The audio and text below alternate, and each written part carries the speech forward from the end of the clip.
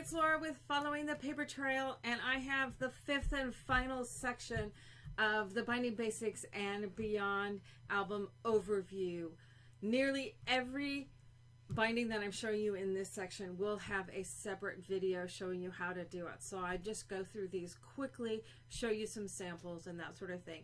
If you're not familiar with the Binding Basics and Beyond source book is all about, you can watch the overview video for the entire source book.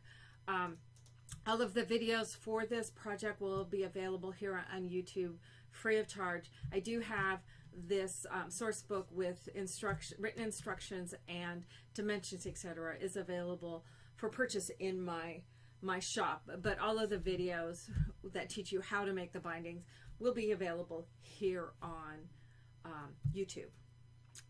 This last section I call individual unit binding styles, and these are probably the ones I use today more than any of the others. The beauty of them being individual, whether you want to call them hinges, units, whatever you want to call them, method to attach pages, binding strips, whatever you want to call them, they're made individually for any number of pages that you want to have to your album. It allows for a little bit better spacing of the pages to allow for embellishments, that sort of thing. So this has been these methods have probably been the most common ones I'm using today in my mini album scrapbooks. Let me go ahead and move this out of the way. The first one is by far, I started using this one a few years ago. It's what I call a Tsquare binding. That's the wrong one. A Tsquare binding, as you see, it folds to form a T. This creates a fin that you can attach your page to. It hinges at the base. Nice folded clean edges so that you can put these stacked side by side. You can cover over that gap. You can make the gap larger if you need to. But it's a very clean looking binding, and it's probably the one I have used most in the last several years.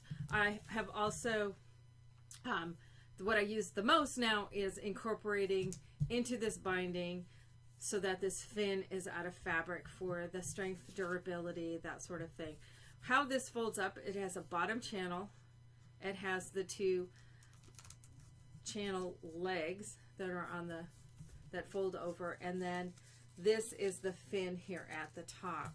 So if I fold this over, I can show you then how the fabric sandwiches in between.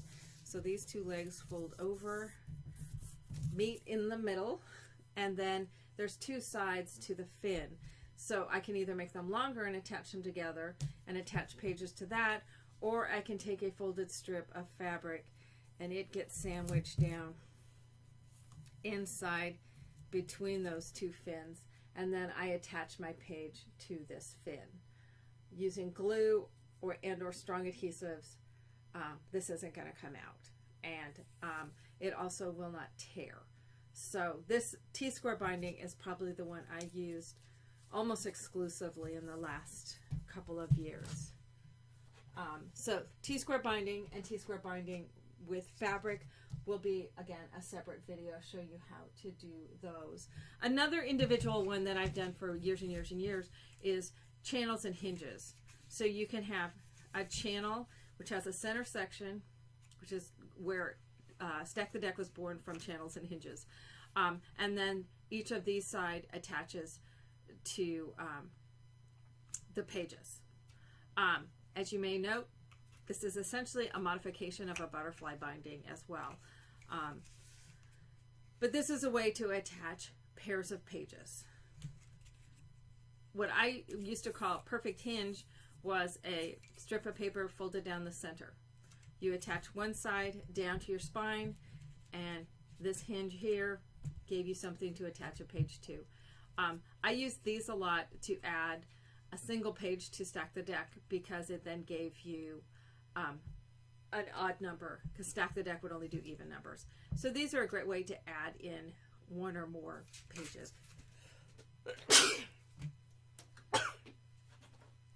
Excuse me. All right.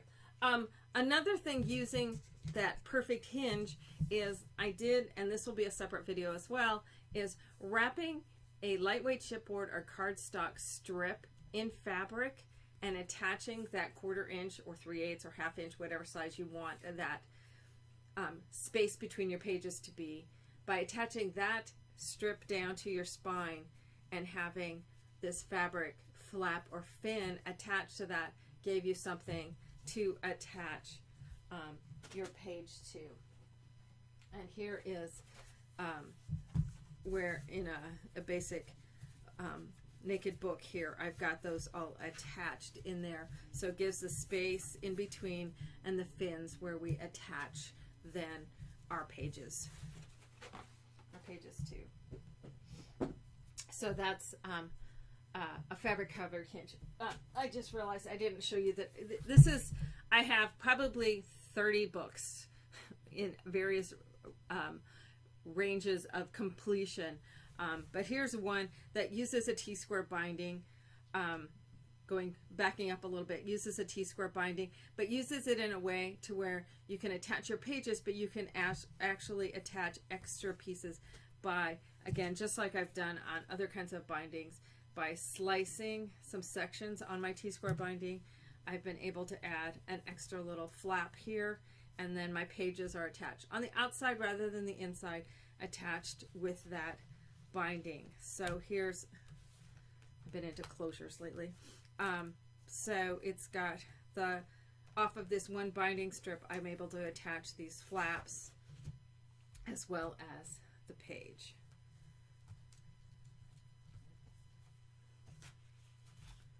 So that's, and here you can see it a little bit better. So these are the little strips that come out from here. So I've attached the page as well as the extra flap using the Tsquare binding.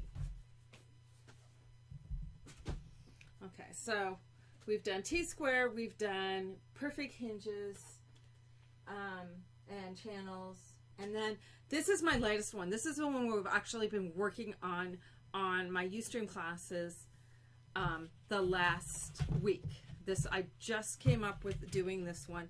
This is what I call the box spine album. And with this one, you're going to create tubes or individual little boxes. And again, there will be a whole separate video showing you how to make this. But individual little boxes, and then I sandwich in the fabric spines in between those boxes.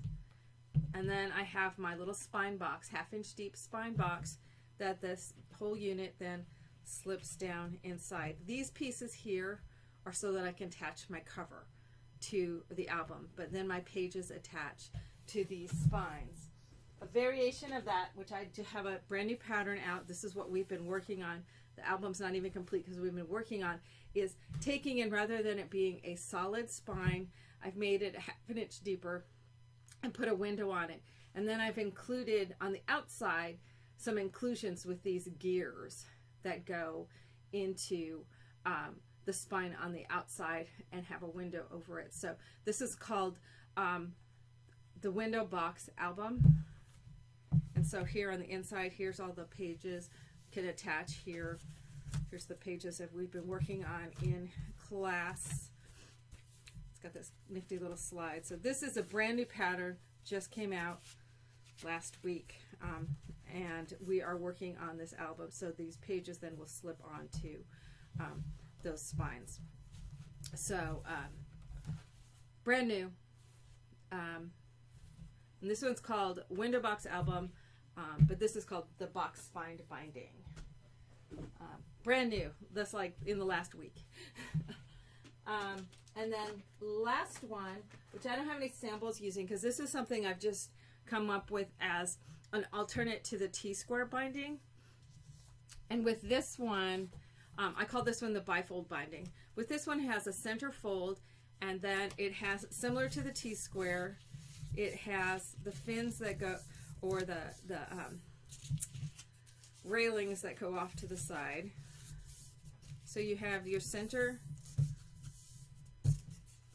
fin that your pages can attach to. Here's it all folded up. So rather than it being open at the top, it's a fold and it's open underneath. So it makes for a very nice, clean little unit.